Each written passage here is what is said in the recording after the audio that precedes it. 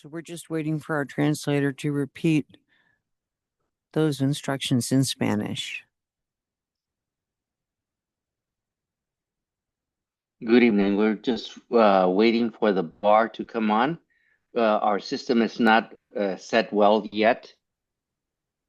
The translation bar from Spanish to English is still not in the system. That's what we're waiting for, ma'am. This is David. Good evening. Good evening, David. Could you please just translate how people can access translation, and then I'll start the interpretation. I did not hear. Would you mind restarting again? I just received your audio. I was not hearing anything of what you were saying, ma'am. Mrs. Okay. President, if you would mind saying it again, and I'll follow you. Not a problem. Sure. I was just explaining to the public that we have translation available here for those in the room that would like it. If they go to the back of the room, they can pick up some headphones and receive translation services that way. For those who are joining us via Zoom, if they go to the Earth icon at the bottom of their screen and press on that, they will be directed to translation. Para todas las personas que se encuentran presentes, tenemos aparatos de traducción, están en el fondo del salón. Si gustan, por favor, allegarse a uno para que puedan escucharnos. Para todos aquellos que están en línea, precisamente tenemos una barrita donde se encuentra un mundo. Si pueden presionar ese mundo, tienen ustedes interpretación en español. Thank you. Do we have consensus on the order of business? We do. Okay, then we'll move on to a presentation, item 5.01, retiree recognitions.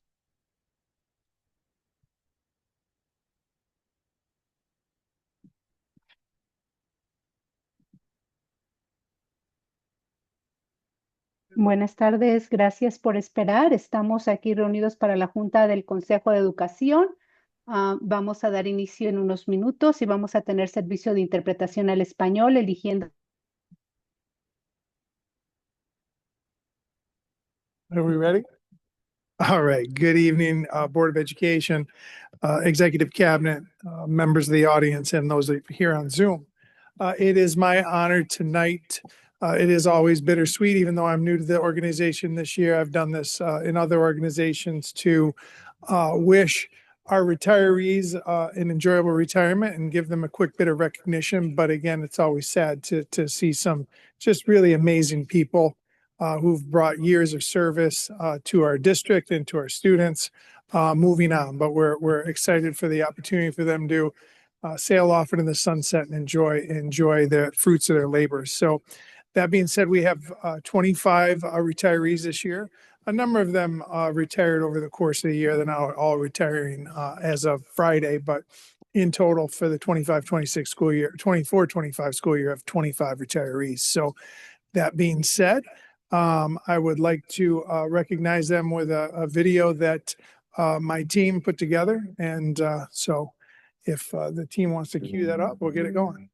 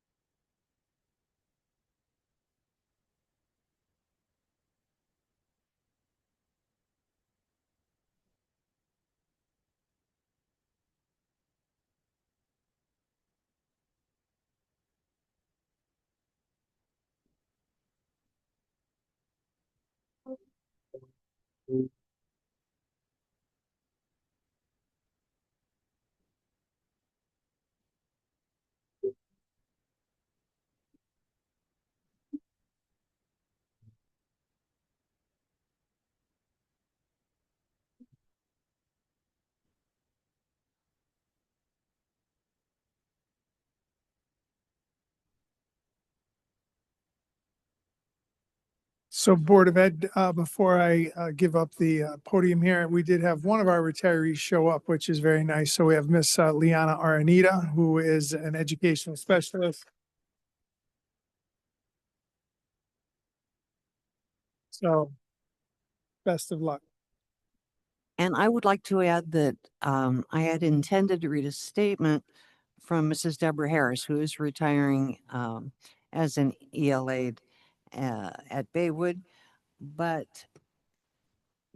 due to the changed format, it wasn't really appropriate to do so. So the board members have received copies of a little statement that Mrs. Harris sent to us in appreciation of her opportunities and her service over the years. And that will be made a part of the minutes of this meeting and will be available at the next board meeting.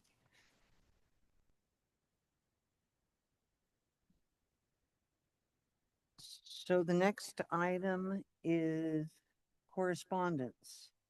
At the time the agenda was published, no correspondence had been received. Item 6.02 is public comment. This is general public comment, not specific to any particular agenda item, unless you wanted to speak to an agenda item and are not able to stay. Then this would be your opportunity to speak to it now. The board allows 3 minutes for public comment. If translation is required, we allow 6 minutes, and we are not able to respond to your comments, but we are listening to you and hearing you when you speak to us. So is there anyone present in the room? Dan Hawk would like to speak with us, and I will say that your sheet was distributed to the board. Hi, my name is Dan Hawk, parent, Mora Bay. Talking to you about the same thing I did last time I was here, is coaching. And I want to say, first thing I want to say is thanks for last time we were at the meeting here for all the teachers and everything that we honored for being Teachers of the Year, being nominated. That was really nice. So the next question is, how many teachers does the district have without college educations?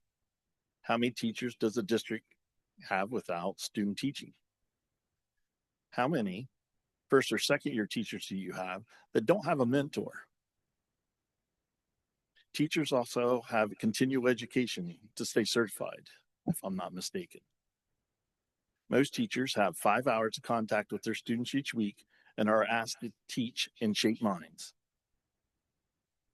Do you know that most coaches have 18 hours a week with their players?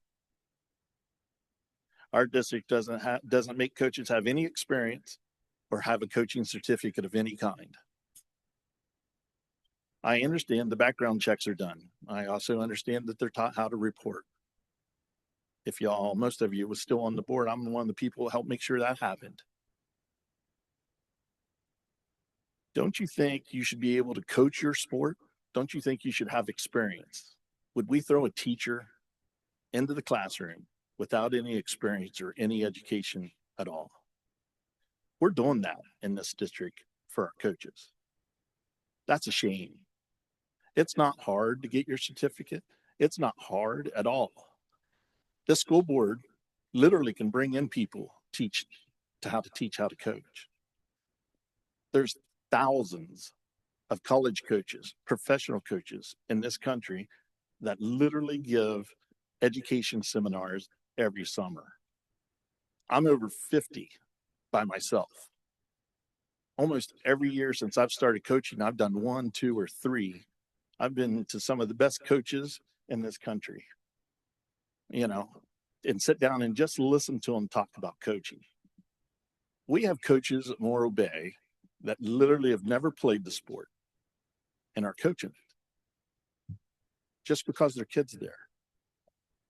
I think that's a shame. I think that's something the school board can fix, and I hope you do. Now, the other thing I gave to you tonight is a little bit personal to me. My son's an athlete at Morro Bay. He's a good athlete. He's a very good athlete, actually. I would tell him that. I hope he's not listening tonight because I want him to push himself. I gave you guys a sheet tonight.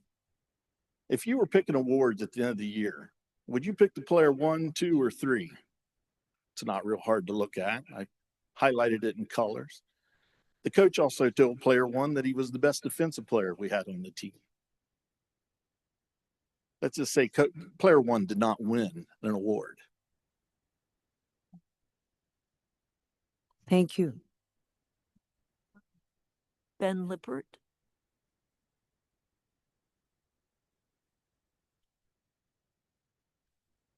Hi, Madam President, members of the board. Thanks for the chance to speak. I just want to touch a little bit on AB 1391. It's not something we really talked about, the outcome of the bill, what it means for kind of the future of TK funding. I think it's important to ask some questions about the strategies and the communication that went on during the process. I don't have a line to Assemblywoman Addis. I don't align to Capital Partners, but I followed the bill. I followed the amendments, watched the Education Committee meeting. And I think, number one, it's important to point out that sort of more broadly, the movement in education funding, as I think most of you know, is towards equity. And the version of AB 1391 that went to committee was probably the most expensive, least equitable version of the TK funding bill that we could come up with. You know, it had money going to school districts in the Bay Area that are, you know, 50, 80, $140 million above their LCFF entitlement, including us, right? And so that makes it a really hard sell, I think. And I think you saw that in the committee when even the chair of the committee, you know, abstained from voting. I'm not sure if anybody even knows that, but the chair of the committee, the most powerful person on the education committee, abstained from even voting on the bill. In fact, he even recommended that it was a 2-year bill, and seemed kind of surprised that it was going to be moving through, that there was support for it. So I guess the main questions here, I'm running out of time here. Why was that the version of the bill that we went in with to start?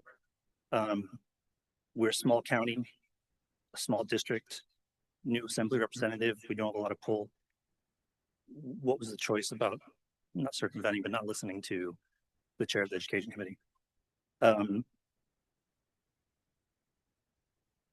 Generally speaking, I feel like if you were at that education committee meeting, which I know a lot of people were here, at least a few, I know some of the TK teachers were, you saw that the bills that went through, the bills that started, the first 2 especially, had broad coalition of support from policy makers, from teachers union, from a lot of stakeholders, and they had been done, negotiated over time,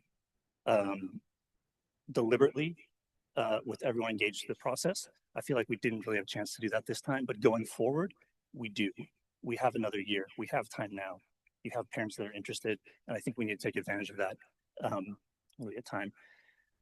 You also have PG&E moving, and I think if we can make sure things are moving in parallel, that's going to be a lot more powerful for our position than making it look like we're trying one thing and then flailing to another thing, sort of haphazardly. I appreciate all the parents that commented. I appreciate all the work everybody's done. Thank you very much. Bill Angel.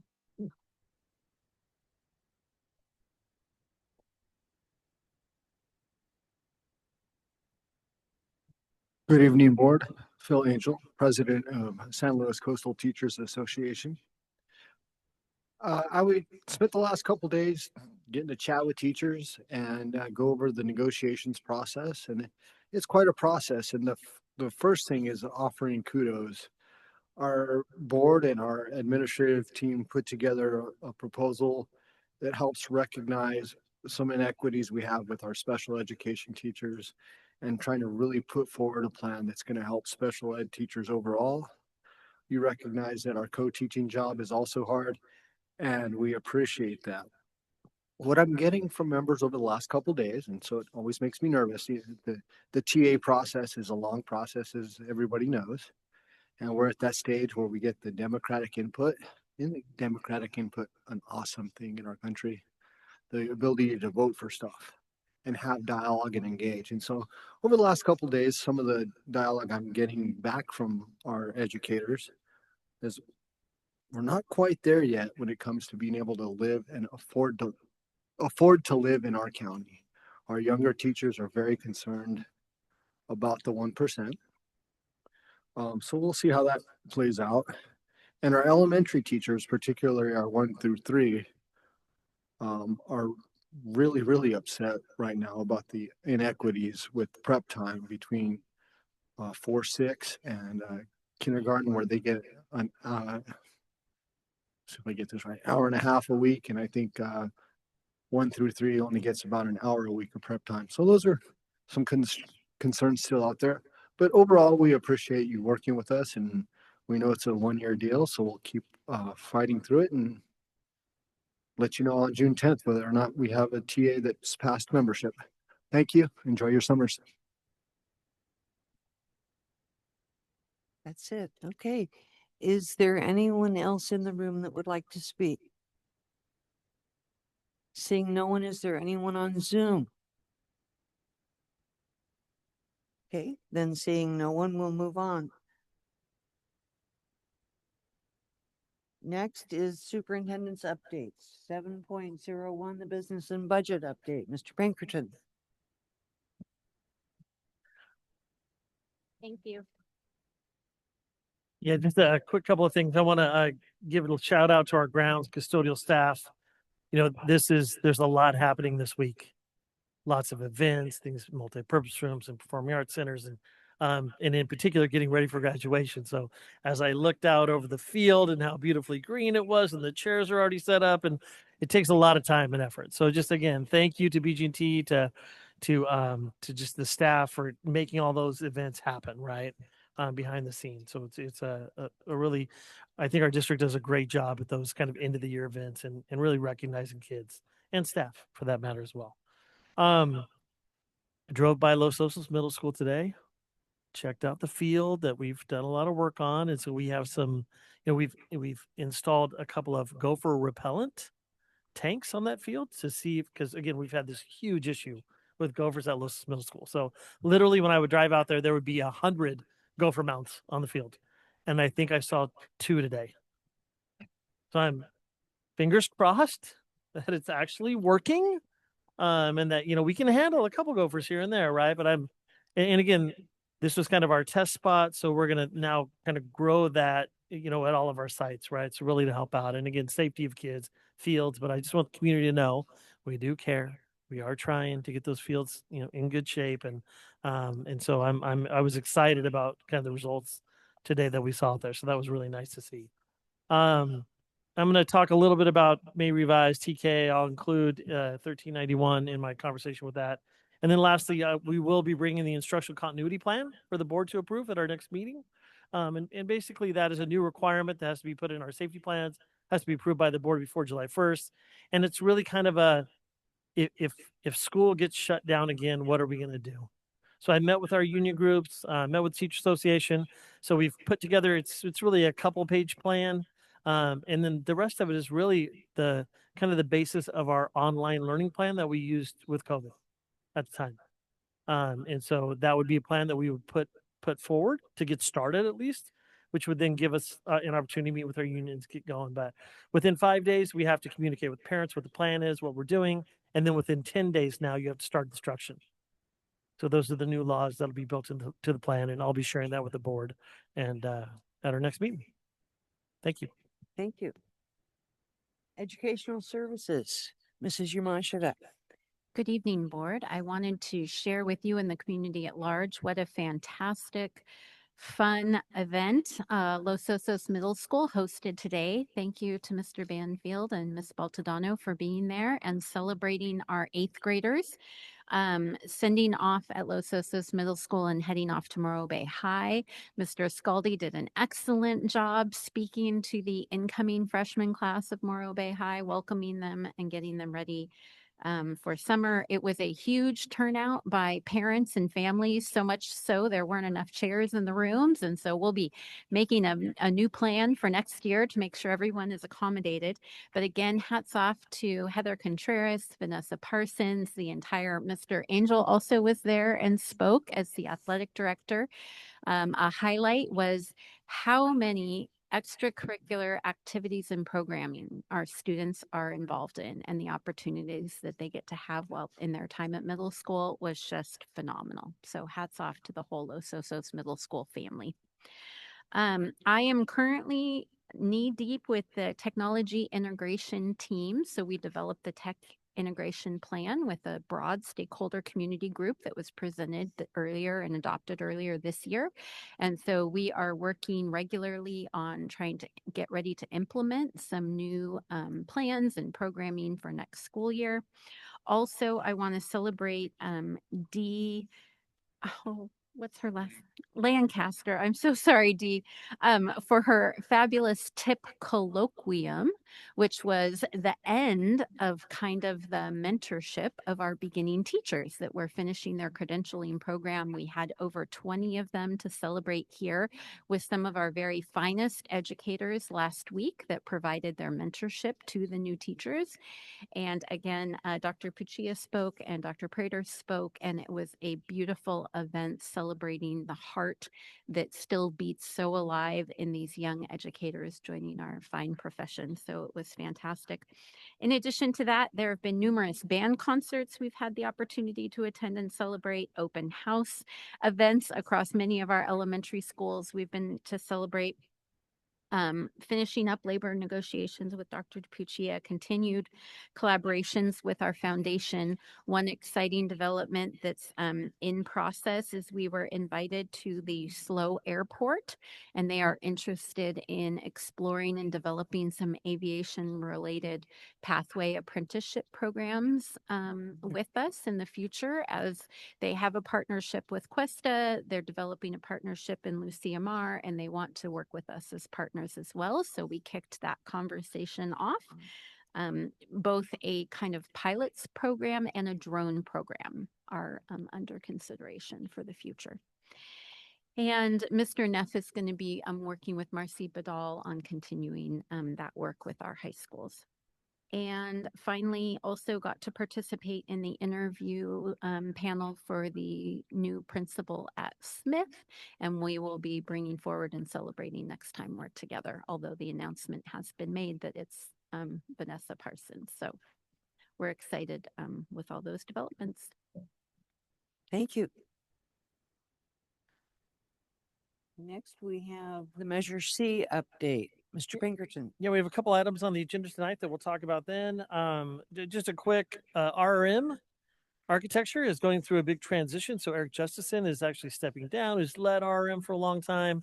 And a gentleman by the name of Leif McKay, Mr. Bond and I got to meet with him. The reason why I bring it up is Eric has really been kind of a trooper with us over the years in supporting our bond measures and our bond. And RRM has worked with us on several of our sites and done a great job with projects and so on. So it's nice for him, family, time for a change, right? That he's kind of transitioning out. Still going to do some work with transitioning out, but we did get to meet the new kind of lead person at RRM. And so look forward to, again, continuing that relationship, working forward. But again, kudos to Eric for all of his, support over the years for San Luis Coastal.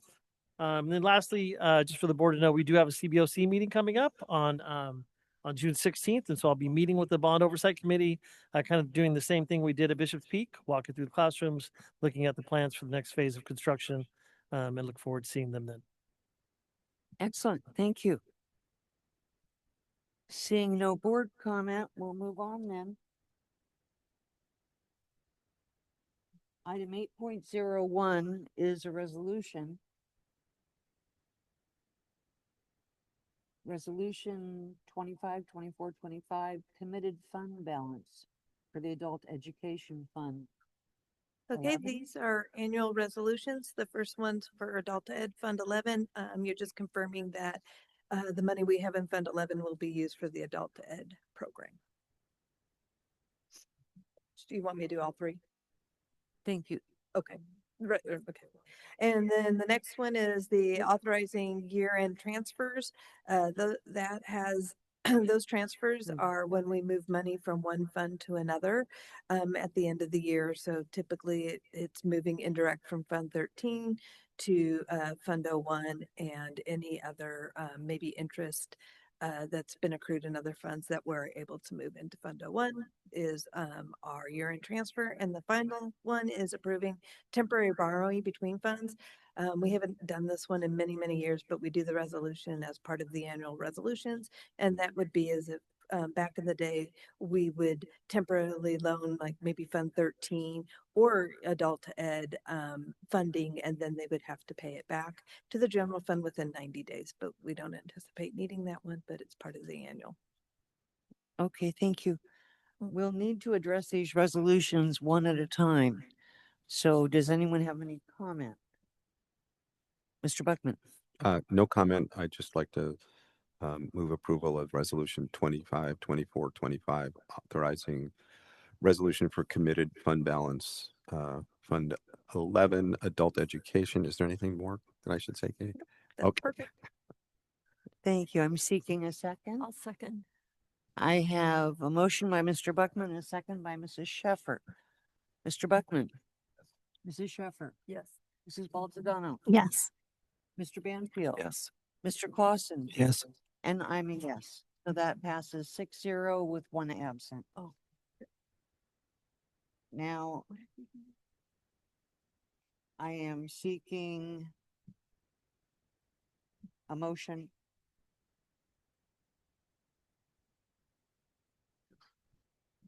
Okay. We have had some confusion, but apparently we do have to go to the public on resolutions. So we have passed resolution 25, 24, 25. Does anyone have any comment after the fact?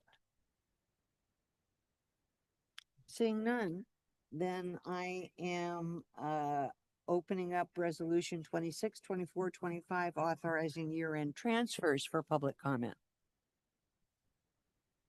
Is there anyone on Zoom? Okay, then I'm seeking a motion.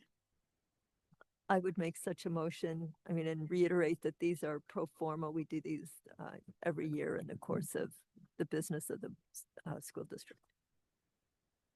I will second the motion. Okay, then I have a motion by Mrs. Sheffer, second by Mr. Clausen. Mrs. Sheffer? Yes. Mr. Clausen? Yes.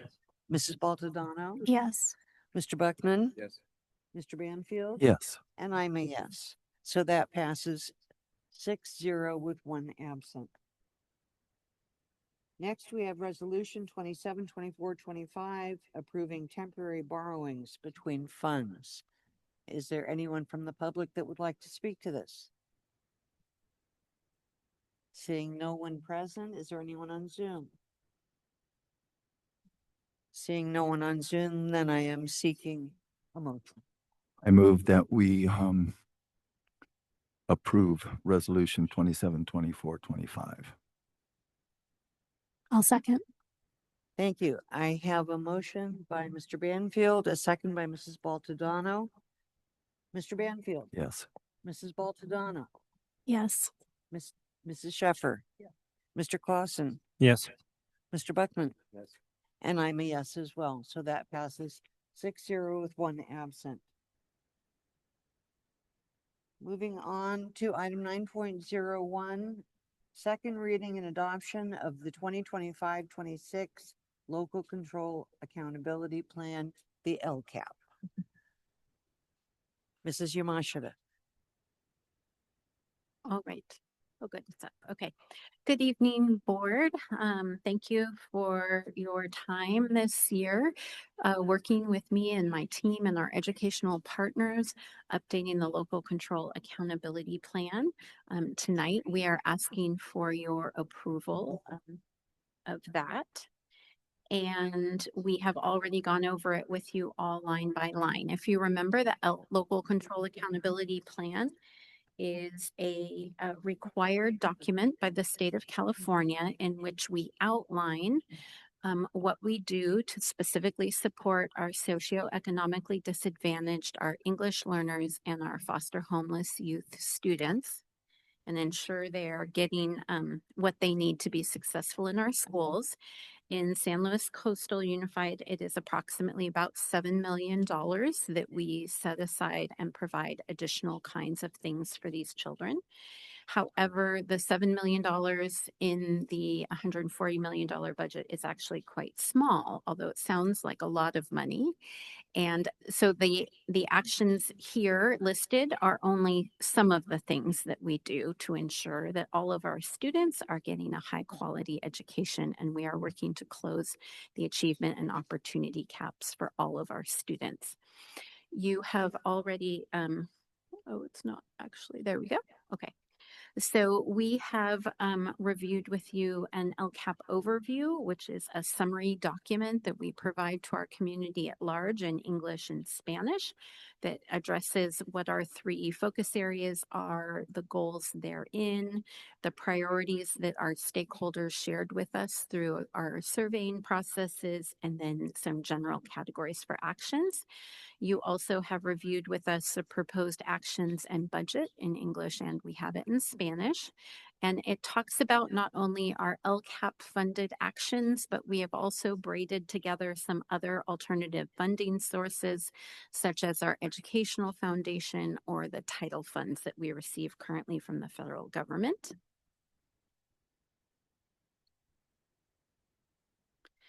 We are required to meet with a local control accountability parent advisory committee, and we have done that 3 times this year, as well as our English learner parent advisory committee that is our DLAC, and we have done that this year.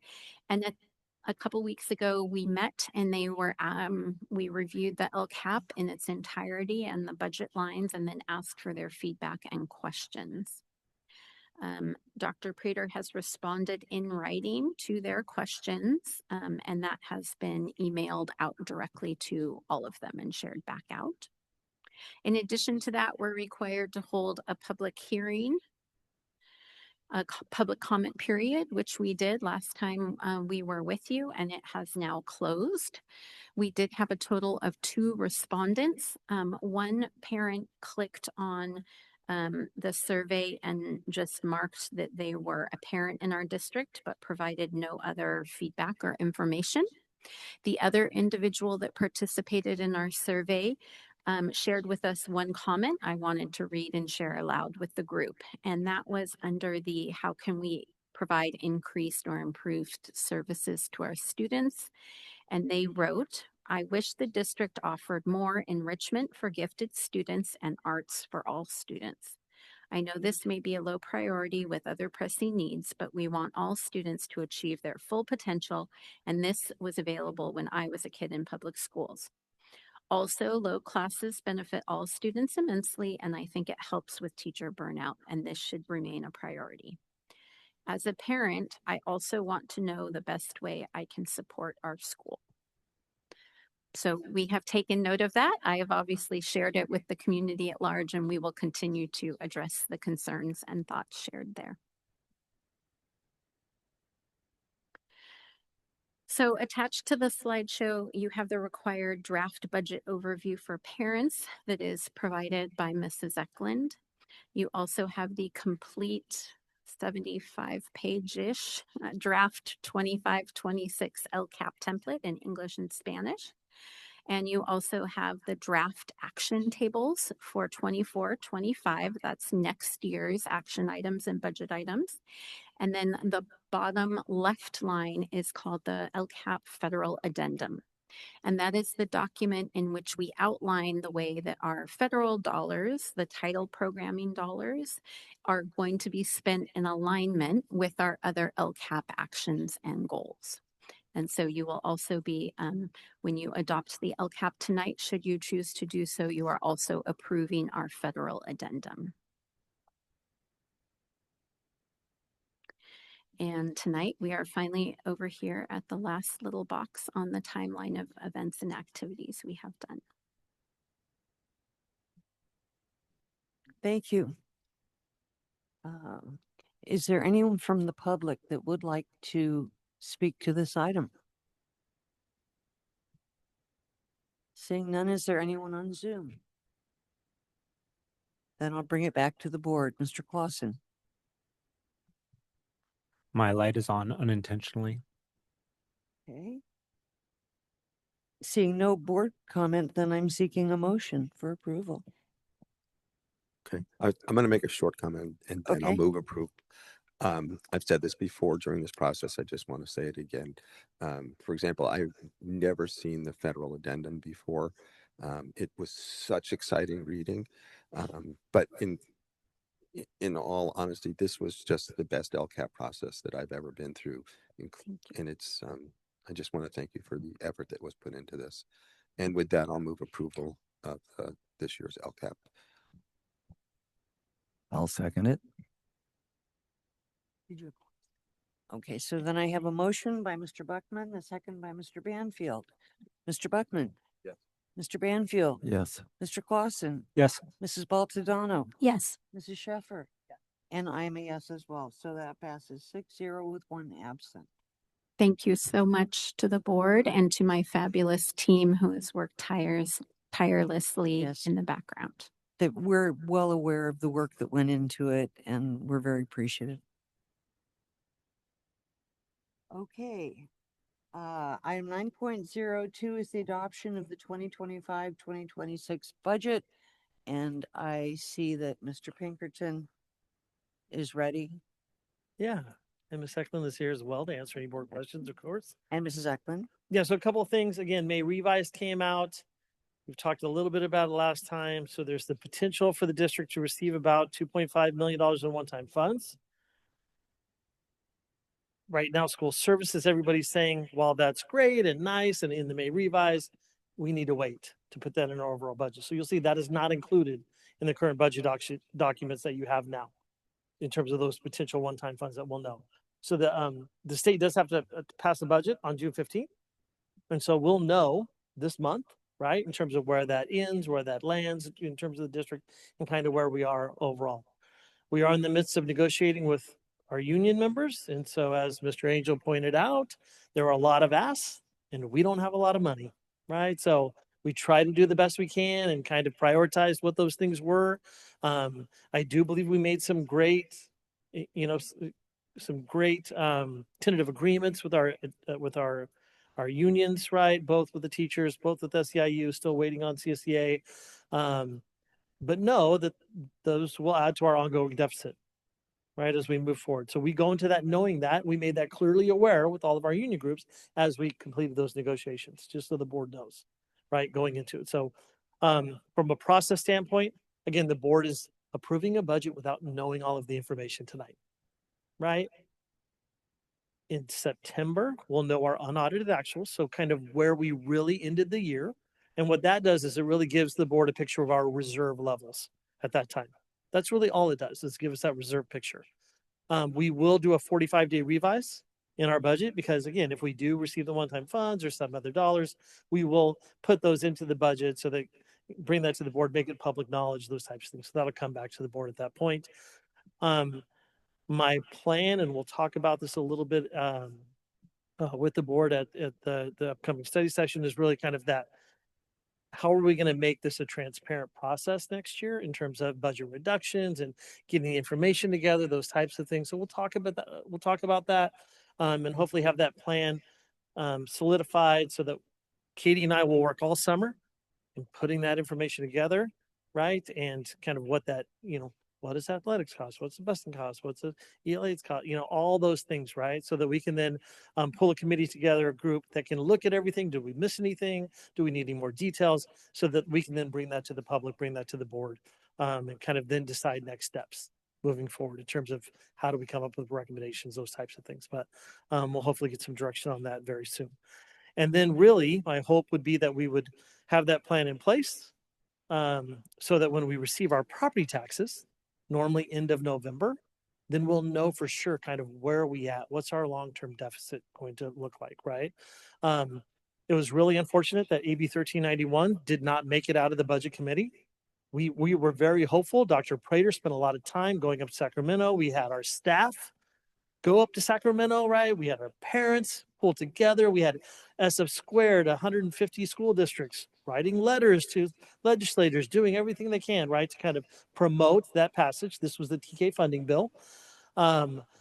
We, behind the scenes, there were some decisions that to try to, in terms of our lobbyists, other groups, try to change the legislation to, as was brought up earlier, so that school districts like ours that are just above the LCFF amount would potentially receive a certain amount of money, and then districts that were 40, 50,000 over would receive less, right? So that was something that they were writing into the bill, that they were discussing, talking about, adding that amendment to it. Unfortunately, the bill was killed. So it did not make it out of the budget committee, which means the bill is basically dead. It's not, you can't make it a 2-year bill. You can't do anything. It's just gone. It doesn't mean we can't bring it up next year again. And I'm sure Mrs. Addis, who we spoke to this week, and discussed that process of what that would look like and how to do that. So yes, those are things we will, of course, always fight, always continue to kind of move forward on. But I think it's also important to have the reality that getting that SB 1391 passed is going to be a very difficult thing. And we saw that, right? I mean, even though it passed 8-0, one person abstained out of the committee itself, it really didn't have a lot of support in terms of, there's not a lot of love for Basic Aid School District Sacramento right now. The other front is really the PG&E, which we continue on that path as well. Again, meeting with our lobbyists, meeting with PG&E, trying to figure out where are we at with this. And that too is that we're in a difficult place, to be honest with you, in terms of just whether those dollars are going to be there. And it's tough, right? Because we have a legislature that is not necessarily pro-nuclear power. And then we have a PG&E group that, they would love to have a long-term agreement type of thing, but who probably feels like they can get able to stay open whether they get an agreement or not, right, through the federal government. So it's going to be interesting to see how that plays out between the two. And so as we're finding out, going through this process, again, Dr. Prater going to Sacramento, meeting with people, doing all these things, right, as well as our parent groups, we're a small fish in that pond in terms of energy and what that means, right, to us. So again, we'll continue to fight for those things and see, but the outlook for either one of those two funding sources is looking kind of bleak right now. And that's just honest. I mean, that's kind of where we currently are at. And again, we'll continue to fight, do those types of things to raise revenues, try to see what we can in that process. But for me, so at this point, in terms of presenting the budget tonight, we will prepare for the worst, right, as we go through, because we have to balance our budget. I mean, we have to do that as a board, as a district. So we'll do all of those things. I'm hopeful that property tax are in a good place in November, right? That lessens the amount that we have to eventually look at, in terms of the deficit. But we'll talk more about that process coming up the study session, and hopefully get some input from you and how you would like to see that transparent process unfold with the public, and what you need and will need to make decisions in the future. Thank you, Mr. Pinkerton. Is there anyone from the public who would like to speak to this, please? And would you state your name again, please, when you come up? Hi, thanks again. My name is Ben Lippert. Somebody besides Mr. Pinkerton's going to need to start telling the truth about stuff, and I hope the people you're paying to do work in the legislature are telling you the truth about stuff. Somebody else needs to do it besides him. I feel bad that Pinkerton has to be up here telling you guys the truth about everything. Thank you. I appreciate it. Yeah. Thank you. Is there anyone else that would like to speak? Is there anyone on Zoom? Then I'll bring it back to the board. Mr. Buckman. So I have two quick questions. I'm trying to understand how we're required to balance the budget, is what I just heard, and our budget right now has a deficit. So a deficit seems to me to say we're not balancing the budget. So we have basically a multi-year budget, right? Over the next 3 years, we have to prove that we have a 3% reserve level. So you can have a deficit and still meet the reserve level. That's what's being presented to you tonight. Okay. Right. Knowing that, even with that we have planned for reductions in spending in order to meet those goals over the next 3 years. Okay. And my second question's really specific. I was looking through the budget. Our Medicare is like about $800,000. Pretty small, insignificant, but yeah, but it's a lot. But it's a lot, and I just It's Medicare and Social Security combined in that line item. Oh, okay. So, but just for my edification and maybe the public's edification, Medicare's kind of new to the district, but could you just tell me what specifically the Medicare money goes to? Is it staff or is it students? Are you talking about the Medicare under the benefit line? No, I thought there was another Medicare line. The Medi-Cal. I'm sorry. Okay, Medi-Cal. Thank you. I apologize. Okay. That is Medi-Cal, not Social Security. I apologize. The Thanks. Medi-Cal money, we have a committee that Janet and her staff are part of and oversee, and we receive so much based on services that we report that are reimbursable from Medi-Cal, and that funding comes in each year. It's just really hard to predict how much we're going to get, but I look at a 3-year average, and that's how I set up the budget for that. So, yes, no, thanks. I just hope that's not one of the things that possibly could be cut with the budget, the federal budget bill. And we're still waiting to see what's going to happen in terms of, again, we feel pretty good so far about Title I. Not so sure about Title II, Title III, Title IV yet. Medi-Cal is another one, right? That's kind of in and out in terms of, is it going to be funded? Is it not? There's also some state issues, right? With state budget in terms of their funding levels. So we'll see how that proceeds into the future. And those would all be things that we'll, should those become known in June and July, that we would put in our 45-day revise. And I apologize. I had found a great article on all the titles and what they specifically finance, but I can't find it. So it's very interesting. Yeah. Mrs. Baltadone. Yeah, first of all, if I just can remind you to speak into the microphone. I have an open window behind me, so it's hard to hear unless you're right at the microphone. Sorry. No, that's okay.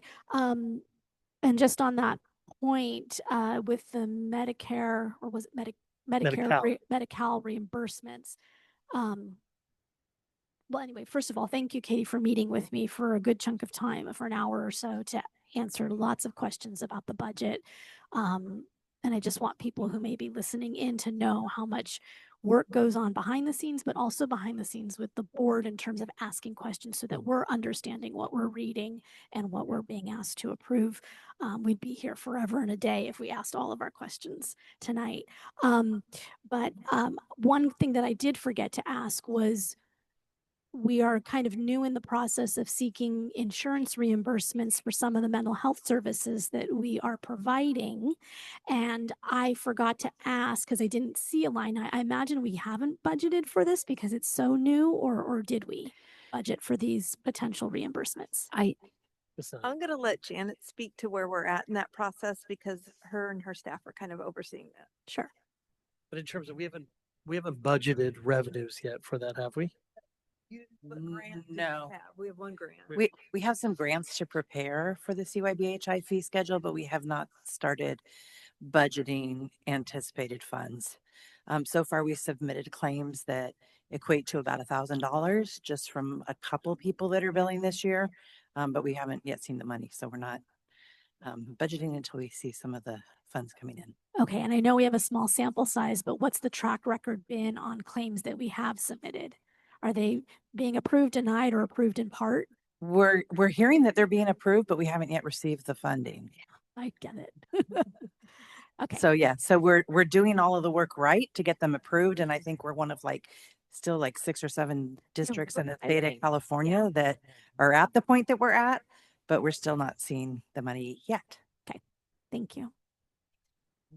So yeah, very important on that front that we kind of took the lead to jump in like cohort 1, right? To try to get this going, get some funding level to hopefully try to keep some of those mental health supports in the future. It'd be great if it comes through. Mrs. Sheffer.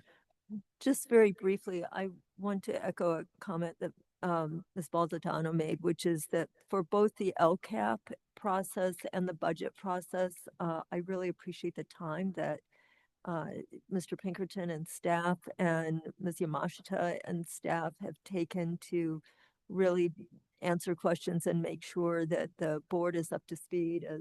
As Ms. Baldadano said, we would be here for additional hours, but we do take these processes very seriously and do a lot of homework and a lot of reading. So in order to prepare ourselves for the discussions at the meeting. So thank you. And I know, unlike some people, my questions are generally more piecemeal. As I thought of this. What about this? So I appreciate the time taken. Mrs. Baldadano. No. Okay. Then I just am wondering what information, if any, that you have about the status of food services for students next year. Well, so far, again, from the May revise, the state is going to continue Meals for All. So far. And I assume that that's going to stay in terms of our state reimbursement levels, those types of things. We still have not heard anything on a federal level yet. Okay, and what percentage roughly percentage of the monies that we receive to feed students do we receive from the feds? We receive a little bit of a higher reimbursement from the feds, but they're very close. So we might get, well, or maybe more from the state. So about 1.9 million from the feds and about 2.1 million from the state. So they're both big contributors. Yes. And so, okay. All right. Seeing no additional comments, then I am seeking a motion for approval of the 25-26 budget. I would make such a motion to approve the budget. And I'll second. Mrs. Sheffer. Yes. Mrs. Baldadano. Yes. Mr. Clausen. Yes. Mr. Buckman. Yes. Mr. Banfield. Yes. And I'm a yes. That passes 6-0 with 1 absent.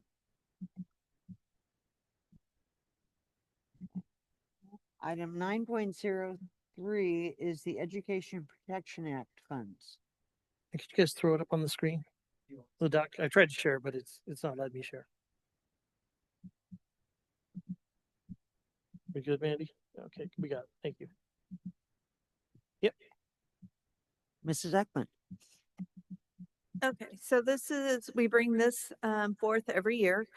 This was from Prop 30 back in 2000, I think it was 12-13 or 13-14, and we receive annually about 1.4 million, and we use salaries from our Loams middle school to balance out this. So we receive the revenue, we use the salaries from that site to expend it. And this year, it shows a small fund balance of 23,710, but by the end of the year, we'll make sure that's fully expended. So we expect to spend everything we received. Thank you. Is there anyone from the public that would like to speak to this? Anyone on Zoom? Okay, I'll bring it back to the board then. Is there any board comment? This is rather a pro forma issue. We do it every year. I'm seeking a motion. I will move to approve item 9.03, the Education Protection Acts funds. I'll second. Thank you. I have a motion by Mr. Clausen, a second by Mrs. Baltodano. Mr. Clausen, Yes. Mrs. Baltodano, Yes. Mr. Banfield, Yes. Mrs. Sheffer, Mr. Buckman. Yes. And I'm a yes. So that passes 6-0 with 1 absent. Item 9.04 is the California School Dashboard Local Indicator Report for 2025. Mr. Neff. Thank you, Madam President. Thank you this evening, board, as well as community members here joining us either in person or on Zoom. Tonight is one of those things that we do annually, like most things tonight, it seems like, as part of the LCAP process. Actually, on the date that the LCAP gets adopted by the board, we also have to present about local indicators. So you saw in the Friday Focus, there are state indicators and local indicators. They're part of the whole accountability part of the LCAP. The state indicators are things like chronic absenteeism, CAP scores, those things that we've presented earlier in the year. Tonight is about local indicators. And so those are things within our local, meaning LEA or district perspective. And so Ms. O'Hagan and I go through and we look at, you literally go online to CDU portal and they give you criteria and you put what you have and you met. And so we go through and that's what the report is for tonight, is our local indicators with that. So I'll go ahead and kick it off and then I'll let Ms. O'Hagan take over. So dashboard in itself, as I mentioned, we've talked about before, is part of that accountability plan within the LCAP. And so it's a way for a district to look at how they're doing in a multitude of areas, both with all students, schools, and with subgroups, particular schools, all types of different data to mine. As I said before, there are multiple indicators. Some are state level, which are things like CAP scores, chronic absenteeism, suspension rates, graduation rates, those sort of things. And then other parts are what they call local indicators. And that's the part that we're going to focus on tonight that Ms. O'Hagan will talk with us about.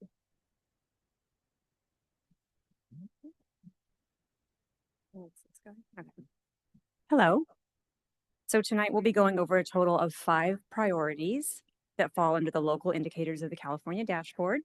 While the state indicators are based on data collected through CalPads and our statewide CASP system, these local indicators are based on data collected, like Dan said, by our school district. And then the performance is determined on a set of standards that have been created by our state, and the final status for each priority is either met, or not met for 2 or more years. There goes. Okay. The local indicators are focused on implementation rather than summative outcome, and they're labeled as priorities. So we have priority 1, teachers, instructional materials and facilities. Priority 2, implementation of academic standards. Priority 3, parent engagement. Priority 6, school climate. Priority 7, access to a broad course of study. Okay. So priority 1, appropriately assigned teachers, access to curriculum aligned instructional materials, and safe, clean, and functional school facilities. So this measures our progress in meeting the Williams settlement. 100% of our school sites have credentialed teachers, access to instructional materials, and facilities that are in good working order. So we have met this priority. Priority 2, this measures our progress in the implementation of state academic standards and ensures that our instructional materials are standards aligned. We also continually provide PD and support to our staff with the implementation of the statewide academic standards, and we have met priority 2. Priority 3, this measures parent and family engagement and how we build and maintain relationships between our school staff and families to ensure positive student outcomes. We also regularly seek input from parents in the decision-making process. And you can see the list of some of the ways we communicate and collaborate with our families right there. And Parent Square, we use Parent Square to communicate with our parents. We have parental participation in lots of our programs. We do the LCAP survey. DLAC and ELAC are other ways that we communicate with our parents. We have the Common Ground Advisory Task Force, our Strong PTA, Student Senate, and then our most recent Future Ready Technology Task Force. Priority 6 is school climate. And this measures the perceptions of our school climate. So we administer surveys to our students, and then we analyze the results and we report those findings to our stakeholders and our educational partners. And we have also met priority 6. And then priority 7, access to a broad course of study. We measure our progress in the extent to which students have access and are enrolled in a broad course of study. We use our student information system to track enrollment and remedy any issues to ensure that all students have access to a broad course of study as specified in the California Education Code. And we have met priority 7. So this concludes our local indicator report for 2025. I encourage you to visit the California Dashboard website to explore these topics in more detail. Thank you. Let's see. Is there anyone from the public that would like to speak to this item? Anyone on Zoom? Okay, then I'll bring it back to the board. Is there board comment? Mrs. Baltadano. Thank you. Thanks for the presentation, and it's great to see that we're meeting all of these priorities. I have a question regarding priority 7, access to broad course of study. I'm just wondering if you can provide an example or two of how we are both tracking and have actually remedied any issues with student enrollment to ensure access for all. So, well, the main tool that we use is our ARIES student information system. And so we make sure that our students are enrolled, and we have our counselors reviewing that. And if a student is missing credits, we remedy that by enrolling them in the courses that they need so that they are in a broad course of study. So okay. So there's no mechanism for, I mean, this, to me, this is also whether a student is being advised as to what all of their options are. If they've been slotted into a class, then of course they're in a class, they're accessing that class. But how are we assessing or evaluating that that's the class that they should be in? Not just numerically, they did Art 1 and now they need Art 2, but like, you know, were they told that they could try an honors class, or they could try an AP class, or they could? So this would be more about just curricular offerings in terms of what's available to students to choose from, with the goal of obviously being like a high school diploma, and then we work towards post-secondary. But so this particular metric is more about what is a district offering students with that. We do have counselors do talks with kids. They do meet with students at least twice a year to do transcript check-ins and where they're at, and checking like what they're doing align with their post-secondary goals, as well as they do 6-year plans starting in middle school that's built into ARIES. But this particular metric is more around just what the district is offering in terms of a course of study or course offerings for students. I appreciate that, and I understand that it's assessing what we're offering, but it seems to also be assessing that we have remedied any issues with student enrollment to ensure access for all. So I guess I was just asking, how are we assessing that we have remedied that, if those issues exist? And maybe I'm confusing things, but so it'd be part of what we look at. We'll look at transcript analysis when we meet. I know Angela Riles on her Janet's department, we meet, and I join them too with counselors on a monthly basis, talk about ongoing topics. I'd love to say we perfectly schedule and meet every kid's needs all the time, when we know that's not true. So we're looking at, we look at transcript review, we look at the dashboard in terms of graduation rates. We're looking into one of the things that counselors brought up is National Clearinghouse. You can get reports on how students are doing in post-secondary enrollment and continuation. So I've sought some information from Lucy and Mark, because they've used that for a while. It's a subscription service, but that's something we're looking at possibly doing to see how our students doing afterwards. So there's multiple sorts of data we look at, and we'll continue to probably try to get better data on. We also have UC Compass reports, and then CCGI, which I believe I mentioned earlier. In the years that California Colleges.edu is a new initiative, they just started providing end of the year reports, so we get how kids are meeting, if they're A through G, are their transcripts aligning with meeting those requirements, as well as our UC portal and some data that way to see how we're setting up kids for post-secondary opportunities. Okay, thanks. Mrs. Sheffer. So following what you started, maybe I'm could be on the same track that you are, but if it sounds like perhaps you're interested, and I would be curious about this as well, is sort of, is there outreach, proactive, like if a student is expresses interest in a particular area, saying instead of taking English this level, you seem to be a candidate for honors or for AP. So do we do any proactive outreach based upon, do the counselors do that? Because I know in the past we've had kids who have said, oh, those classes aren't for me. They're for, the smart kids, or they're for these kids who are going to do this. And so I'm curious about whether we do actually perform outreach through the counselors will touch base with kids. It's a big part of our Avid and Next Gen program, and TOSA, my department, Marcy Badal, does a lot of that, working with the Next Gen students and looking at, okay, what are they doing? What are we setting up?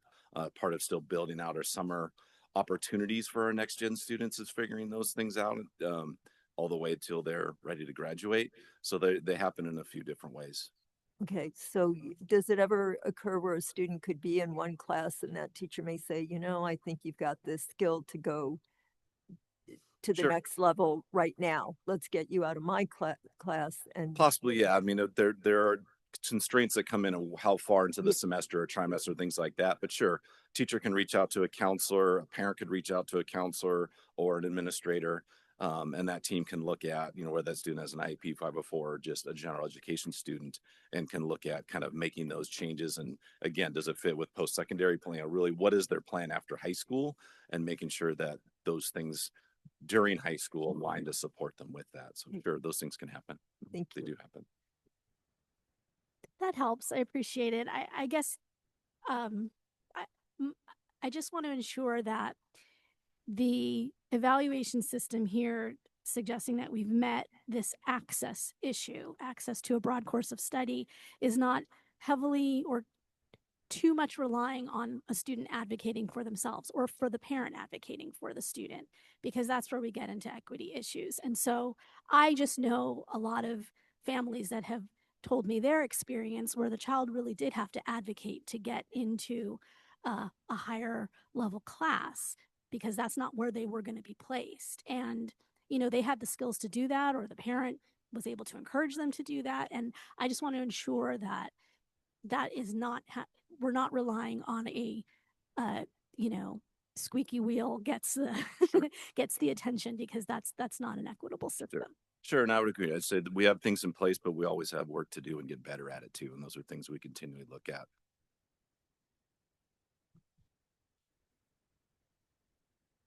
Thank you. Seeing Dr. Prater. Yeah, I can't let this conversation go by without weighing in. What you're really speaking about, Ms. Baltodano and Mrs. Sheffer, is about, are we intentionally and explicitly reaching out to kids to make sure they get into these opportunities? It's the whole adage, do we open the door? It's different. Or do we open the door and reach out and pull kids in? That's that is what I think you're getting to, versus this metric. This metric, I think, is talking about something else. It's talking about ed code and what how that defines a broad course of study. And what you're talking about is our strategic priorities. They're inherently different, but they're related. And I think what we are doing over the last several years is trying to be explicit and intentional about opening the door and reaching out and pulling kids in. Now, we started, as Mr. Neff mentioned, with expanding our AVID programs and then our Next Gen cohorts in partnership with our foundation. That has now grown and is going to continue to grow. And within those cohorts, we're seeing very strong intentionality. Now, what I see is that it's much bigger than this. It's even bigger than what we're giving our cohorts and our AVID program credit for. So the beginnings of this intentionality began with our 4-year plans, starting with our 8th graders, developing a 4-year plan which laid out a pathway through their high school career that really lays it out, and it included the students, the parents, and the administrators. It then was designed to then hand off to the high school counselor, so they have the child's dream, the child's interests. And now this has become more and more difficult to implement over the years. It's kind of morphed into a 6-year plan. But the spirit behind the 6-year plan, the 4-year plan, is all about what you're saying, is how do we make sure all kids have not just a clear understanding of what they could take, but an encouraging adult behind them saying, you can do this. Stretch them. Yeah, what's your reach? You can do this. And I happen to believe that is where, not only where we're going, that is what we're doing.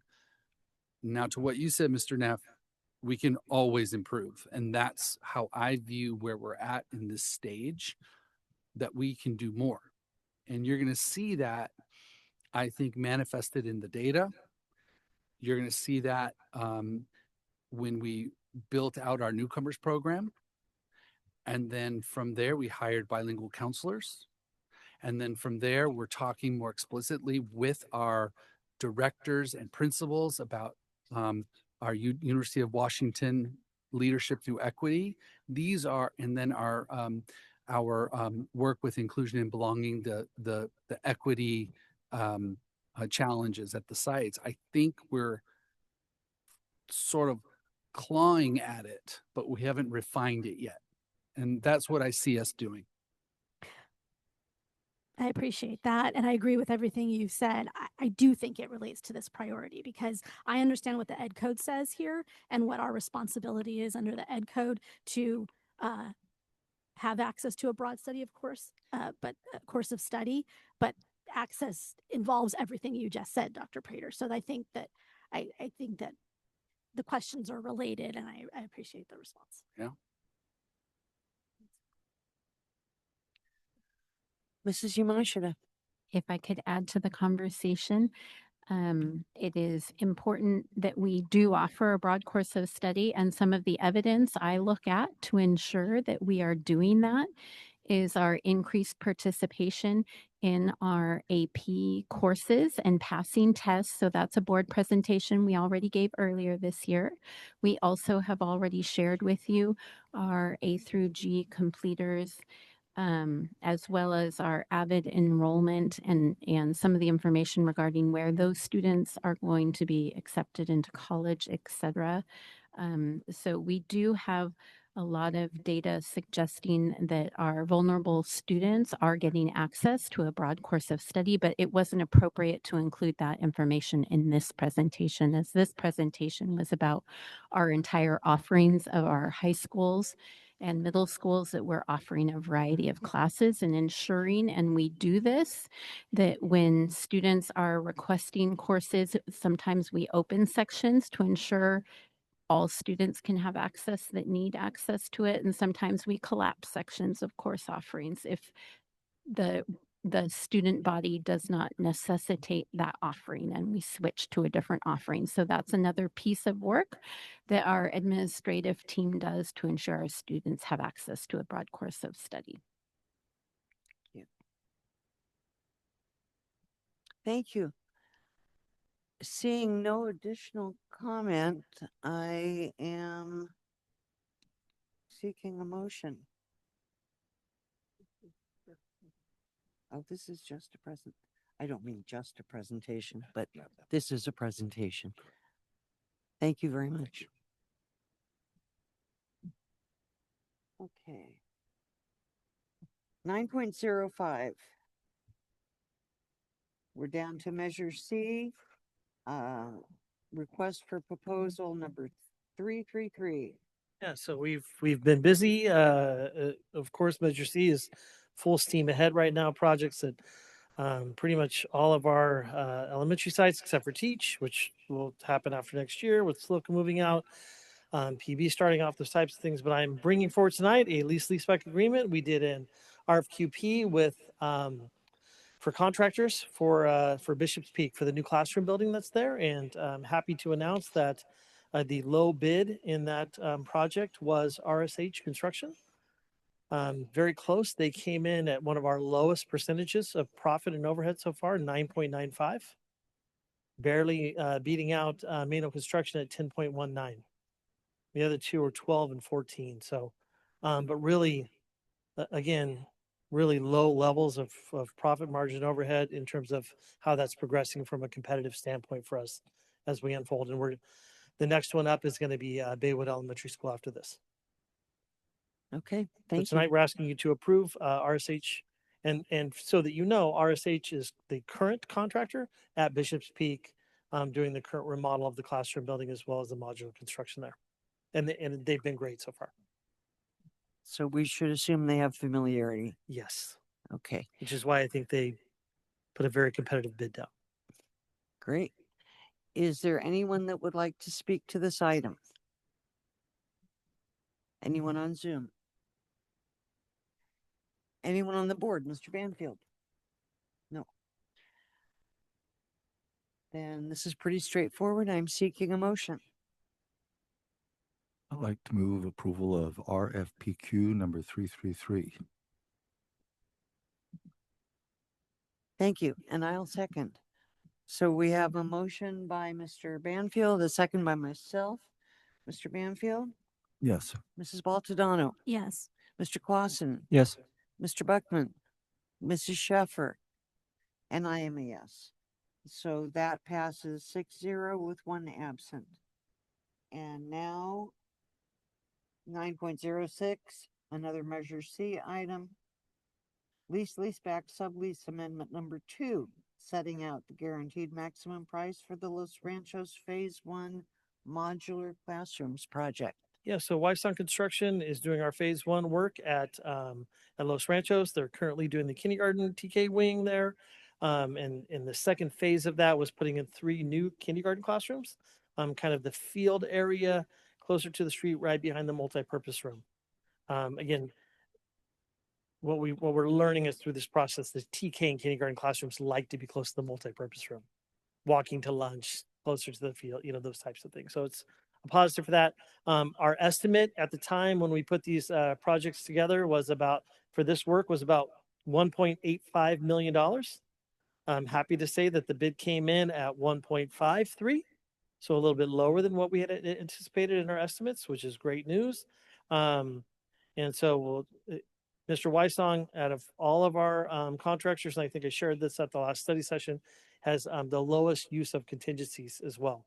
So just great to work with, just get stuff done, right? I mean, doesn't haggle over little things. So that's a positive in terms of this case moving forward. So tonight we're happy to hopefully have the board approve this sublease agreement for Whitestone Construction at Los Ranchos. Okay, thank you. Is there anyone from the public that would like to speak to this? Anyone on Zoom? Okay, anyone? Yes, Mr. Banfield. How are we liking the modular construct? How's it working? It's been good so far. I think, yeah, it's the board just visited, right? So we got to walk through the kind of modular sites. They actually redid the stucco. It looks so much better. It looked so much better with the redone stucco at Bishop Peak, but teachers are moving in, getting used to it. But so far, Del Mar's been the classroom where they've moved in the earliest and are using them. And so, yeah, it's been great. Big classrooms, 1,350 square foot, restrooms for the kids, all new, heating, air conditioning, all those things. Have we decided that that is more economic than the stick build? So it's close, right? I mean, too close to probably, in terms of, that's why like at Bishop's Peak with the new classroom building, we're just looking at moving forward with the stick built design. I think for the most part, most of our remaining projects, we'll kind of move forward with kind of a stick built design. There may be 1 or 2 portables, modulars in the future, but for the most part, it's going to be stick built construction, for most projects moving out. So the current modulars that we're kind of doing now, for the most part, have been portable replacements. Yeah. So not, not knocking down a permanent building and then putting modulars in. It's pretty much been the portable replacement so far.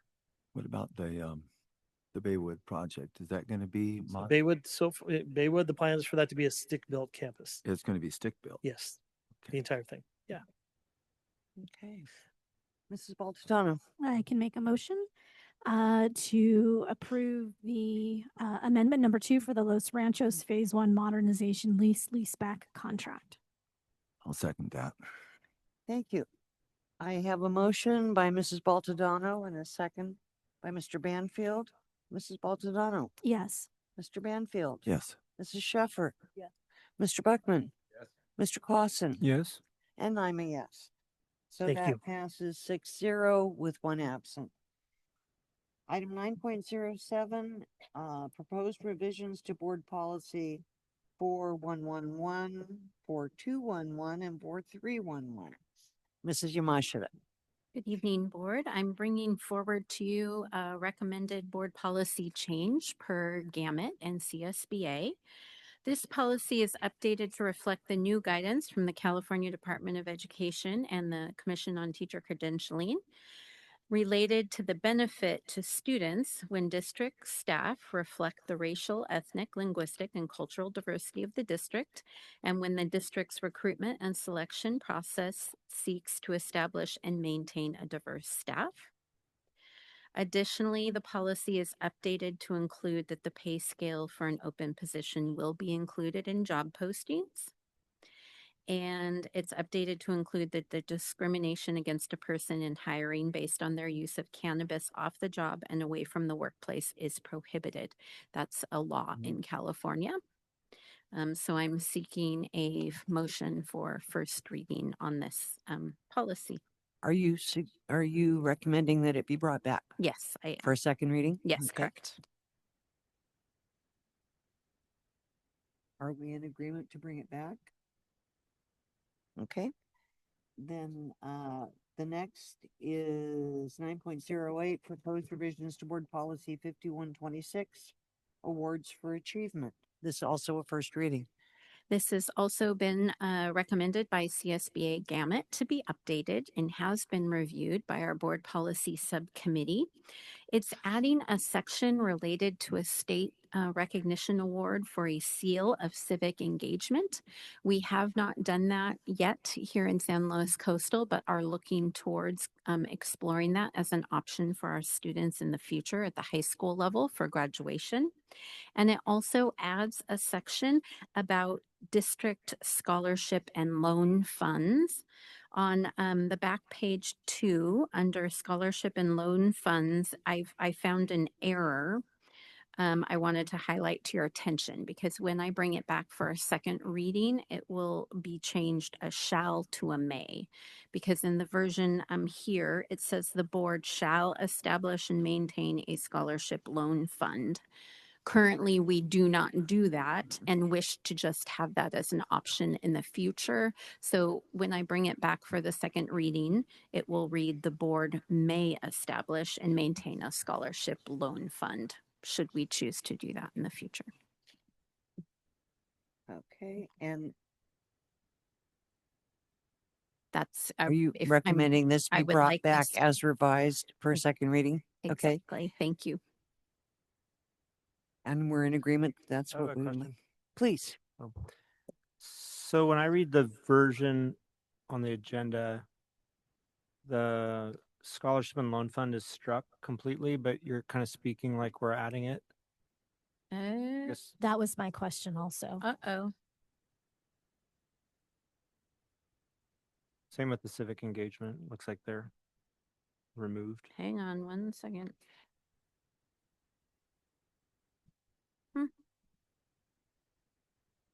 Thank you, Mr. Clausen and Ms. Baltodano for bringing that to my attention.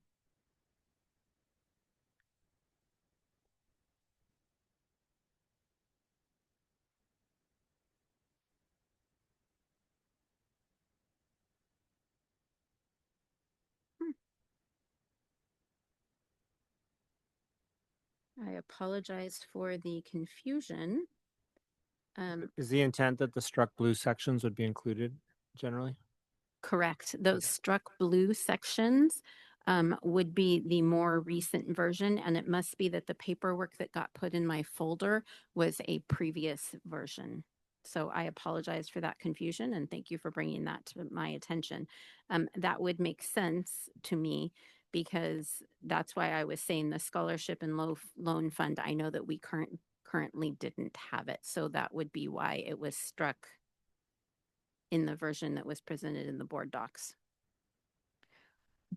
So the clean version in the board docs, then I would like to, is correct. And I would like to recommend we bring it forward for the second reading. Yeah, I don't think the clean version is correct. The clean version in the board docs doesn't include any language about awards for, I'm sorry, scholarship and loan fund or the civic engagement. Right, because it was meant to be struck. The blue is the strikeout per the director. And so what I was reading from in my folder was not the current accurate. The remarks I prepared were not current. The version that was posted in board docs with it struck out, with the civic engagement seal being struck out as well, was the intent when the board policy subcommittee reviewed it. Okay, so just to be clear, the board policy 5126 begins with the governing board encourages excellence as a goal for all students, and it concludes with students' native language. That is accurate. Okay. But since it is so confusing, and that's, I'll just bring it back. Let me bring it back again and be clearer about that. I apologize. But we don't have a scholarship and loan fund now. Currently do not have a scholarship and loan fund, and we have not participated in the civic engagement award, which is why it was struck out. But then I had reached out to our principals when I found in the document I had in my folder to reach out to double check that information. They let me know that they haven't done it. We haven't done it, and they'd be interested in learning more about it for next year. So let me bring this one back as a first read again. Yes, Mrs. Baltazar. Sorry. May I? If that's the case, does it make sense to include it as a May so that we don't have to revisit this policy in a year or whatever? Thank you for highlighting that. Okay. I will need to check in with my team members about that and see what their goal is. Okay. So this one's is on. there consensus to bring this back? I think there is. It okay. It needs a little work. We're bringing it back. It will need to go, obviously, I apologize. It needs to go back. I will double check with my team regarding the civic engagement and the scholarship fund. We will take it back to the board policy subcommittee again to ensure that they support any changes that are made by my directors. And then it would be brought back as a first reading again. So it's clear, that way we're all clear on exactly the intent and what changes we're making or not. Good catch, though, that what I was reading from and what was posted was different. I do apologize. Okay. Thank you very much for your work there.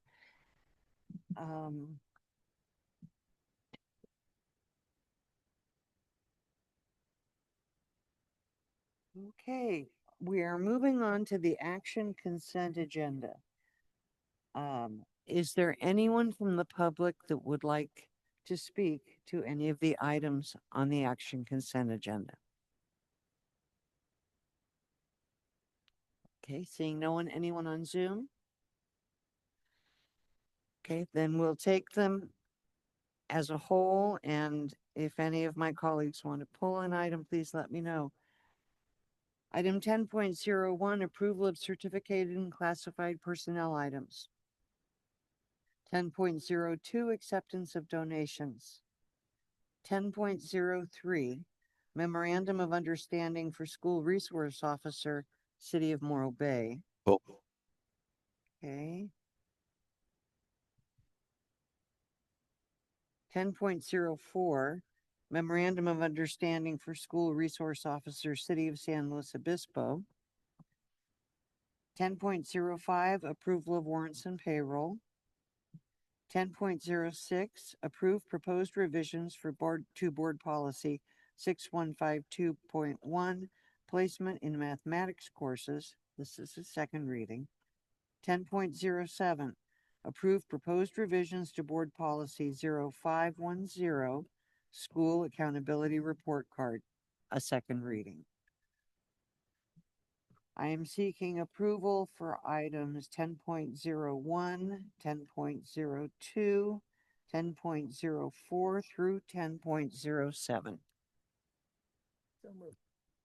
Second. So I have a motion by Mrs. Sheffer and a second by Mrs. Baltadano.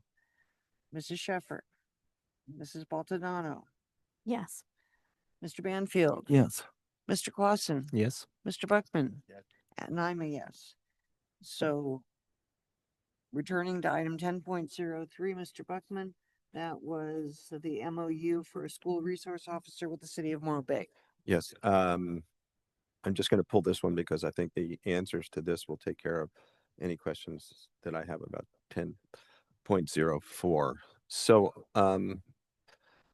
I did take up some of Mr. Pinkerton's time today, but I just want to go ahead and bring these out in public. Given what's going on right now with ICE coming on campus, ICE going to courthouses, I just wanted to be sure that we've taken that into consideration as we look at these agreements on SROs. And also that brought up other questions. So I asked Mr. Pinkerton, we've gone from a philosophy with discipline that's less harsh and more, let's sit down and talk about it. And, you know, it seems to be working, less suspensions, less expulsions.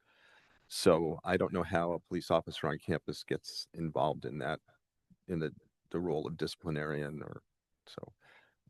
Are they working with us on our new philosophy? So a couple of things. We'll start with the ICE. Oh no, I aspect want to of bring it. that back. So Okay. Let me ask my question on ICE specifically. Okay. So some cities across the United States and some police departments are working with ICE. There's state code that ed code that's very specific about us not being able to share information, gather information. So I just want to be clear because I've gotten some phone calls from the public twice now that says, "Oh, ICE is on your campus," and those have both been rumors. Yeah, But I untrue. just want to be sure that as that's not addressed within this board policy, the agreement, obviously, but so yes, now that you know why I'm asking because of the public's requests, can you help me Yeah, so a understand? couple of things. So from the ICE perspective, what I would tell you is I'm unaware, I don't think any of us are ever aware of any ICE issues at any of our current school districts, schools at any time thus far. I know that there have been issues that have happened in other states and other districts, right? So it's that not that it's not happening, it just hasn't been happening here within our jurisdiction.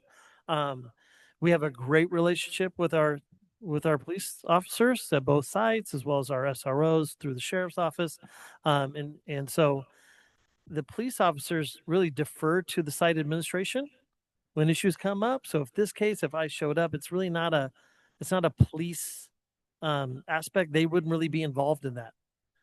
They would come to the front office, they would speak with the administration. We have protocols in place to deal with that should something like that happen, right? And it would not involve any of our SROs or the sheriff's office, and just wouldn't even be part of that process and what we would do, because we have ed code, laws, board policy that we would then follow, right? So I don't feel like the SRO conflicts in terms of the ICE aspect. Again, unless something changes in the future and law enforcement all of a sudden joins hands with ICE, but that's not happening in our community today. And I don't see that changing at this point. Thank you. But of course, you, the board, will know about it if anything like that ever happens in one of our schools. So that's that. State law in California has changed dramatically when it comes to suspensions and what students can be suspended for, even. So defiance, things like that, they're no longer suspendable offenses. Along with all those changes in discipline rules, also changed the role a police officer can play in that process at school sites. So when I was a principal at a Roy County high school, SRO would come in. I'd call a kid in. We'd interview them. They would take their statements, those types of things. In fact, I would have the SRO take their statements and do things and be part of that process. Not anymore. So that's actually not allowed anymore. They can't be part of the process. The police have to take kind of a secondary role. They can't be in the room. They can't do a lot of those types of disciplinary processes like they were in the past. So basically that's saying, so what's the purpose of having SRO on campus? So again, from a school safety standpoint, having a police officer on campus, should there ever be a lockdown or intruder or anything like that, of course, is a positive thing. And that's probably the primary reason why we've had them on campus. And then the second aspect of it is they also do play a role with our kids at the school. So in terms of they're out on duty in the morning, afternoons, doing supervision, things like that, where hopefully they're developing a good rapport with kids and the community and, those types of things. So they do and will, if there is a legal situation that happens at a school and the discipline process is completed and we've decided what we're doing, that may get handed over to the SRO to deal with and investigate. As now it's a law matter, right? In terms of that. So that does happen. So I don't want you to think that like they have no role in kids or anything like that. No, they do. It's just very separated now from what it may have been in the past. Okay, so thank you very much. I'd like to move approval of 10.03. Second. Okay, I just have a question. If since there has been a move toward away from suspensions and toward restorative justice model, I'm wondering, do the SROs participate in any way in that restorative justice process? So yes, they do and have relationships with kids and talk with kids all the time. And again, instead of going down the arrest route, those types of things, we'll have conversations with kids, work with them. So yeah, it's a positive, especially the sheriff's office. They do a lot of DARE programs, things like that with kids as well, right?